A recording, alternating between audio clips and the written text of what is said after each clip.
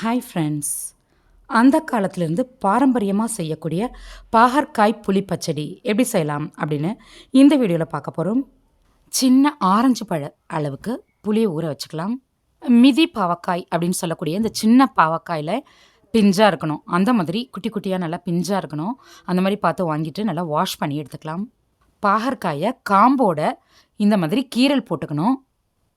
எல்லா பாகற்காயுமே இந்த மாதிரி கீரல் போட்டு எடுத்து வச்சுருக்கேன்.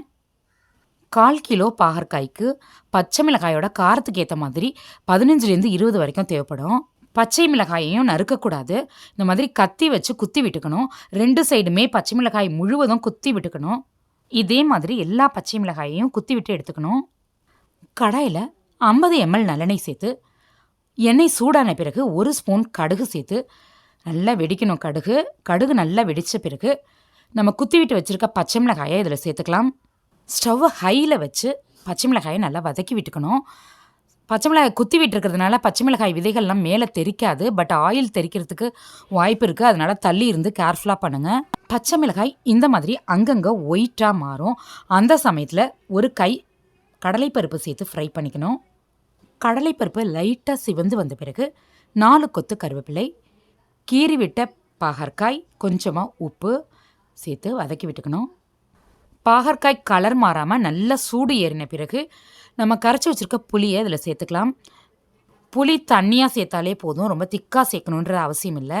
குழம்புக்கெல்லாம் நம்ம எந்த அளவுக்கு தண்ணியாக சேர்ப்போமோ அதே மாதிரி சேர்த்துக்கலாம். புளி தண்ணி சேர்த்த உடனே கொஞ்சமாக மஞ்சத்தூள், கொஞ்சம் உப்பு, ஒரு கட்டி பெருங்காயம். எந்த அளவுக்கு பெருங்காயம் சேர்க்குறேன்னு பாருங்கள் வீடியோவில். அந்தளவுக்கு சேர்த்துக்கணும் நிறையா. அதே மாதிரி நீங்கள் பவுட்ரு பெருங்காயமாக இருந்தாலும் கொஞ்சம் ஜாஸ்தியாகவே சேர்த்துக்கோங்க.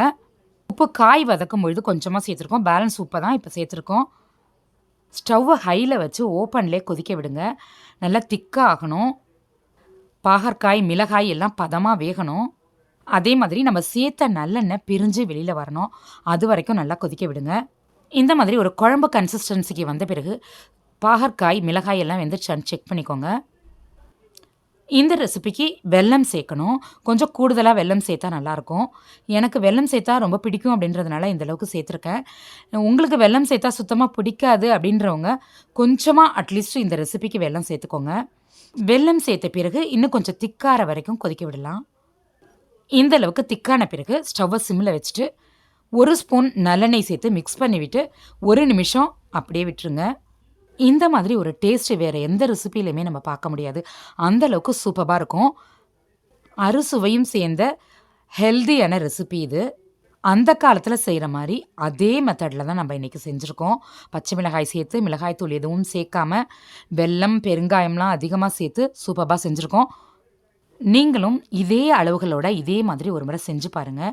செஞ்ச பிறகு நல்லா ஆற விட்டு க்ளோஸ் பண்ணி 1 நாள் அப்படியே வச்சுருங்க. 1 நாள் ஆன பிறகு தண்ணி சாதம் பழைய சாதத்து கூட சாப்பிடுங்க. செமையாக சான்ஸ்லெஸ்ஸாக இருக்கும். ட்ரை பண்ணி பாருங்கள். எல்லா வெரைட்டி ரைஸ்க்கும் கர்ட் ரைஸுக்கும் செமையாக இருக்கும். ஒயிட் ரைஸில் கூட மிக்ஸ் பண்ணி சாப்பிட்லாம். நீங்கள் இட்லி, தோசை, உப்புமா, கிச்சடி இதுக்கெலாம் அசத்தலாக இருக்கும். இதில் இருக்க பச்சை மிளகாய் கருவேப்பிலை எல்லாத்தையுமே சாப்பிட்லாம். சூப்பராக இருக்கும். சேனலை சப்ஸ்கிரைப் பண்ணாதவங்க ப்ளீஸ் பண்ணிக்கோங்க. பக்கத்தில் இருக்க பெல் ஐக்கான் ப்ரெஸ் பண்ணி ஆல் ஆப்ஷன் கொடுத்துக்கோங்க. நம்ம சேனலில் இது மாதிரி டிஃப்ரெண்ட்டான நிறைய ரெசிபிஸ் இருக்குது. டைம் கிடைக்கும்பொழுது பாருங்கள். இந்த வீடியோ உங்களுக்கு பிடிச்சிருந்தால் லைக் பண்ணி ஷேர் பண்ணுங்கள். இந்த வீடியோவுக்கு கீழே உங்களுடைய கருத்துக்களை பதிவிட மறந்துடாதீங்க. வணக்கம்.